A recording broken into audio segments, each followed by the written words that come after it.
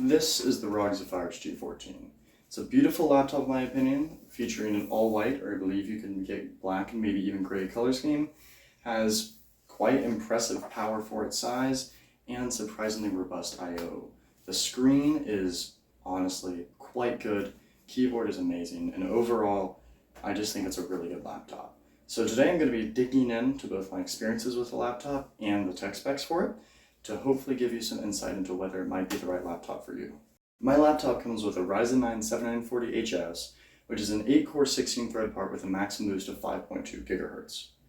The GPU is an RTX 4070 mobile that can pull up to 125 watts in what ASUS calls dynamic boost, which is basically, it's normally able to pull 100 watts, but when you're running a game, it needs a little more power. It can allocate another 25, at least as I understand it. It has 16 gigabytes on a single stick of DDR5 4800 megatransfer per second RAM.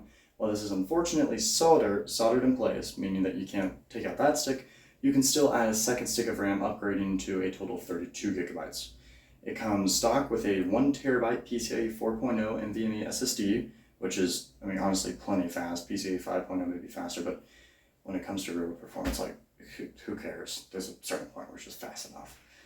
And the screen is a 165 hertz, 2600 by 1600 IPS level display, which apparently isn't necessarily quite as amazing as an IPS display, but personally I'm happy with it, and it's on a 14-inch laptop, so I mean, it looks good.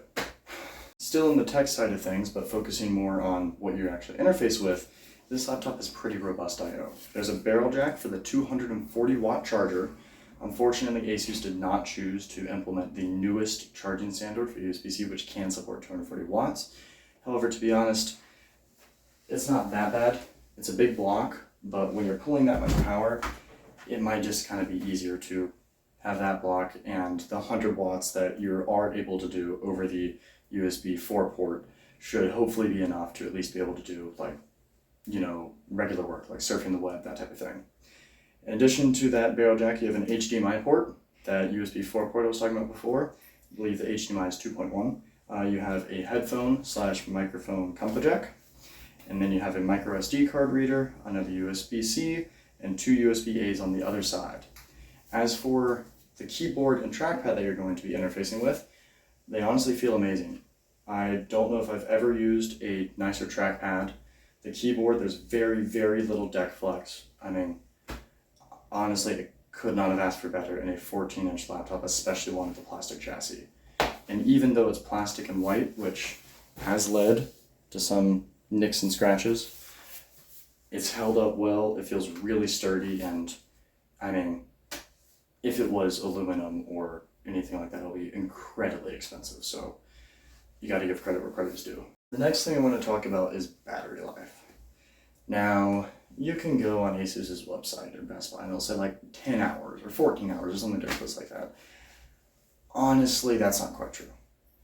What I've seen usually when I'm running the laptop in a normal use case, so I have it in eco mode on the selection for like power clans, and with the brightness at a comfortable level, it's more 4.5 hours estimated Windows power setting thing, and about what I observe.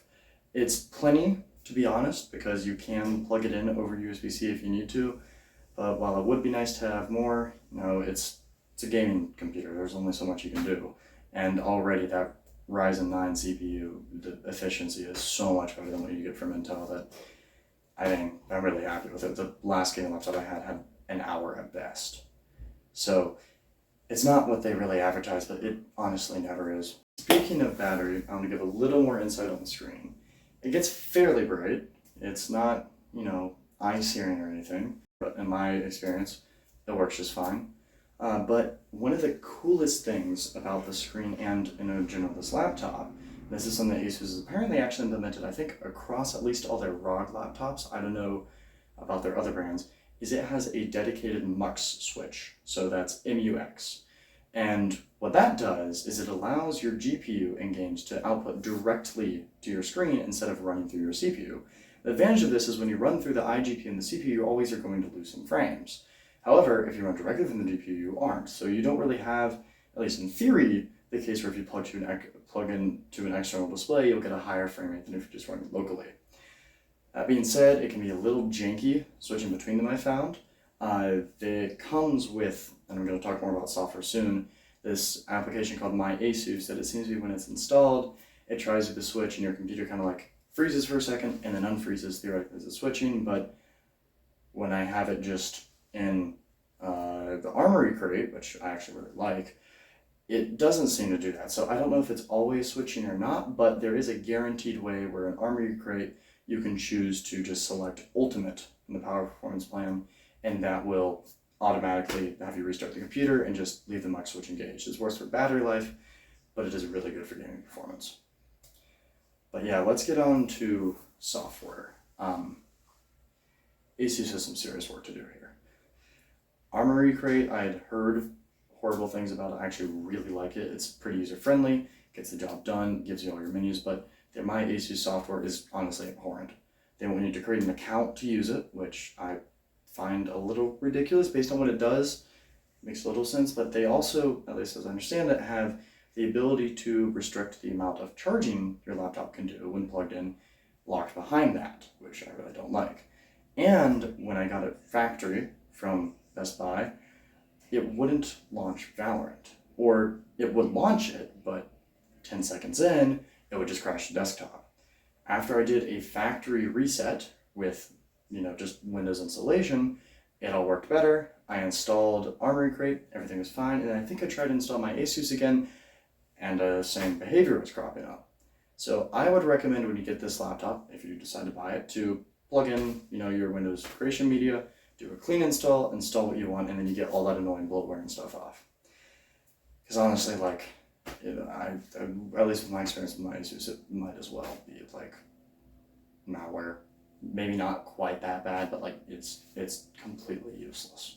Now for the benchmarks, which I have very professionally written down on this piece of paper. For this, I ran each test, in theory, 5 times, removing the highest and the lowest score, and I tried to make them as back-to-back as possible. I then will be giving an average as well as the individual scores, and giving the average for the hardware in this laptop so that you know about how it compares to other laptops with the same hardware. So for 3D Mark Port Royale, the 3 scores that were selected were 7167, 7175, and 7156. This averages out to 7166, which beats the average, according to 3D Mark, for this hardware by 5 points. For 3D Mark TimeSpy Extreme, the 3 scores that were selected by the system were 5578, 5592, and 5588, coming up to an average of 5319.3 repeating, which beats the average of 5288 with this hardware. Then for 3D Mark Firestrike Ultra, the test got a little more interesting. At one point there was a DNF, as in it did not finish. It crashed for some reason. I wouldn't put too much into this because it only happened once and the laptop has appeared fairly stable to me during my use, although there were some software bugginess that I talked some about on the software things, but we'll also put a little more in at the end. That being said, the average of all the scores that I took came out to 6629.75, which just barely beats out the average for the hardware of 6627. So this laptop is clearly cooled well enough. It will beat out the other laptops who have the same hardware, even those with, in theory, larger chassis. This is not a direct comparison to other 14 inches, and obviously there are better laptops because this is the average, but you aren't losing any performance from getting a 14-inch laptop here. I also ran the Call of Duty benchmark a couple times and saw anywhere from the low 70s to the high 90s in averages. So the test clearly is not very consistent, but you can be confident that you will get very good performance in your games. And that test was run at what NVIDIA's GeForce Now software thought were the optimal settings, which was a collection of mostly high and ultra, basically cranked with a little bit of DLSS magic thrown in. So yeah, and finally, one last little note about some weird issues I've had with the laptop. The speakers overall sound pretty great, if I'm being honest. You can feel a little bit of a bass rumble when you're playing a shooter game and you fire. Crab Rave sounds pretty good. But I had this weird problem where I was watching The Fast and the Furious, the first one, And whenever the cars would rev, there would be a ton of static. That's the only time I've seen that. So I don't know if it's just some weird thing with that movie, if there's a deeper underlying problem that I haven't seen, but there's a good many things with a laptop, at least at first, before you factory wipe everything, that just leave something to be desired. So this is a laptop that, while it's really good, you need to be willing to put a little bit of time into, and I wouldn't buy unless you're comfortable doing that clean install. That being said, for the conclusion of this video, it's an amazing laptop, and honestly, I would suggest buying it if you want this type of performance. It retails for about 2,000 USD as spec'd, and while that's a lot of money, when you think about what you're getting, a gaming beast or production beast inside of a 14-inch chassis, it's honestly amazing. That 2,000 includes tax. Before tax is more like 1,800. So, I mean, there's honestly not all that much to complain about. It's a great laptop. So I hope you enjoyed this, and please leave a like and subscribe, especially if you've made it this far. And soon I will be taking this guy, opening it up, adding 16 gigs of RAM and another 2 terabytes of storage, and then I'll be running additional benchmarks to see how much that extra storage adds, because it may be that for the $42 that I spent on RAM, you could get a lot more performance on this, since that will allow you to run dual channel. But thanks for watching, and see you next time.